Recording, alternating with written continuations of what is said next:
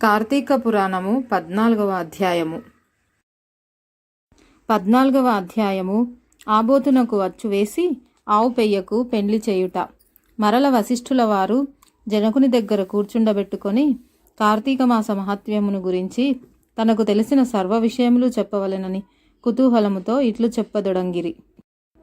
ఓ రాజా, కార్తీక పౌర్ణమి రోజున వృషోత్సర్జన చేయుట, శివనామమగు సాలగ్రామమును దానం చేయుట, ఉసిరికాయలు దక్షిణతో దానం చేయుట మొదలగు పుణ్యకార్యముల వలన వెనుకటి జన్మయందు చేసిన పాపములు నశింపజేసుకొందురు. కార్తీక పౌర్ణమి రోజున ఆవు పెయ్యకు వివాహం చేసిన వారికి 1,000,000 యాగములు చేసిన ఫలం దక్కును. ప్రతి మనుజుని పితృదేవతలు తమ వంశమందెవ్వరు ఆబోతునకు అచ్చు వేసి వదులురో, ఎవ్వడు ఆబోతునకు పెళ్లి చేయునో అని ఎదురుచూచుచుందురు. ఎవడు ధనవంతుడయ్యుండి పుణ్యకార్యములు చేయక దానధర్మములు చేయక కడకు ఆబోతునకు అచ్చు వేసి పెళ్లి అయినను చేయడో, అట్టివాడు రౌరవాది సకల నరకములు అనుభవించుటయే కాక వాని బంధువులను కూడా నరకమునకు గురి చేయుదురు.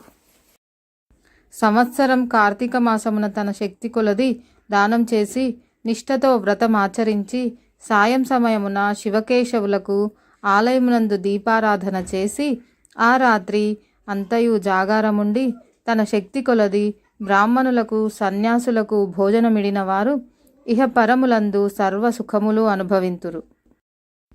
కార్తీక మాసంలో విడువవలసినవి. ఈ మాసమందు పరాన్న భక్షణ చేయరాదు, ఇతరుల ఎంగిలి ముట్టకూడదు, తినకూడదు, శ్రాద్ధ భోజనం చేయకూడదు, నీరుల్లిపాయ తినరాదు, తిలదానం పెట్టరాదు, శివార్చన సంధ్యావందనం చేయని వారు వండిన వంటలు తినరాదు. పౌర్ణమి, అమావాస్య, సోమవారముల నాడు సూర్యచంద్ర గ్రహణపు రోజుల యందు భోజనం చెయ్యరాదు. కార్తీక మాసం నెల రోజులు రాత్రుళ్ళు భుజించరాదు, విధవ వండినది తినరాదు. ఏకాదశి, ద్వాదశి వ్రతములు చేయువారు ఆ 2 రాత్రులు తప్పనిసరిగా జాగారం ఉండవలెను. భోజనం ఒక్కపూట మాత్రమే చేయవలెను. కార్తీక మాసంలో తైలం రాసుకొని స్నానం చేయకూడదు. పురాణములను విమర్శించరాదు. కార్తీక మాసమున వేడి నీటితో స్నానం చేసిన కళ్ళుతో సమానమని బ్రహ్మదేవుడు చెప్పెను. కావున వేడి నీటితో స్నానం చేయకూడదు. ఒకవేళ అనారోగ్యముగా ఉండి ఎలాగైనా విడవకుండా కార్తీక మాస వ్రతం చేయవలనన్న కుతూహలం గలవారు మాత్రమే వేడి నీటి స్నానం చేయవచ్చును. అటుల చేయువారలు గంగా, గోదావరి, సరస్వతి, యమున నదుల పేర్లను మనసులో స్మరించి స్నానం చేయవలెను. ఏ నది తనకు దగ్గరలో ఉంటే ఆ నదిలో ప్రాతకాలమున స్నానం చేయవలెను. అటుల చేయని ఎడల మహాపాపి అయి జన్మజన్మములు నరకకూపమున బడి కృషింతురు. ఒకవేళ నదులు అందుబాటులో లేనప్పుడు నూతి దగ్గర గాని చెరువునందు గాని స్నానం చేయవచ్చును. అప్పుడు ఈ క్రింది శ్లోకమును చదివి మరీ స్నానమాచరించవలెను. గంగే చైవ చ యమునే కృష్ణే గోదావరి సరస్వతి నర్మదా సింధు కావేరి జలేస్మిన్ సన్నిధింకురు అని పఠించుచు స్నానం చేయవలయును. కార్తీక మాస వ్రతము చేయువారు పగలు పురాణ పఠన శ్రవణం, హరికథా కాలక్షేపంతో కాలము గడపవలెను. సాయంకాలమున సంధ్యావందనాది కాలకృత్యములు ముగించి పూజామందిరమునున్న శివుని కల్పోక్తముగా ఈ క్రింది విధముగా పూజించవలెను. ఓం శివాయ నమః ధ్యానం సమర్పయామి. ఓం పరమేశ్వరాయ నమః ఆవాహనం సమర్పయామి. ఓం కైలాసవాసాయ నమః పాద్యం సమర్పయామి. ఓం గౌరీనాథాయ నమః పాద్యం సమర్పయామి. ఓం లోకేశ్వరాయ నమః అర్ఘ్యం సమర్పయామి. ఓం వృషభవాహనాయ నమః స్నానం సమర్పయామి.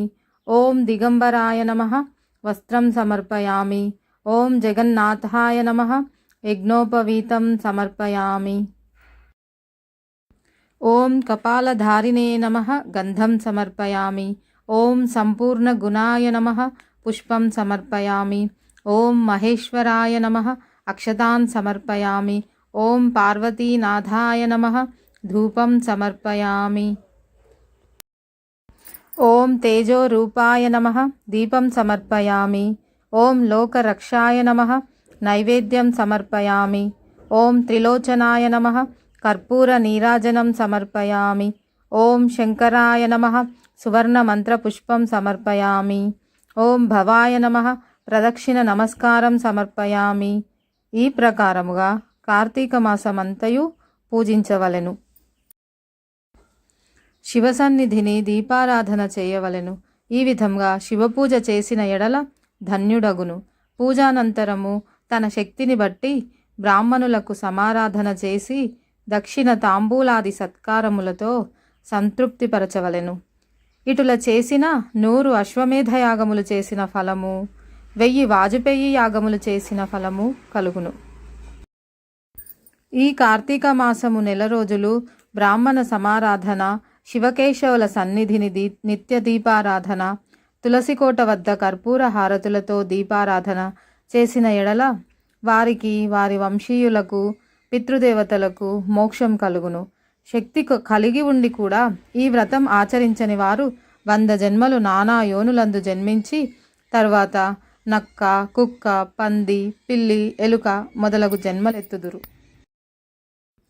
ఈ వ్రతము శాస్త్రోక్తముగా ఆచరించిన ఎడల 15 జన్మల యొక్క పూర్వ జ్ఞానం కలుగును. వ్రతం చేసినను, పురాణం వినినను, చదివినను అట్టి వారలకు సకల ఐశ్వర్యములు కలిగి మోక్షప్రాప్తి కలుగును. కార్తీక పురాణము 14వ అధ్యాయము సమాప్తము.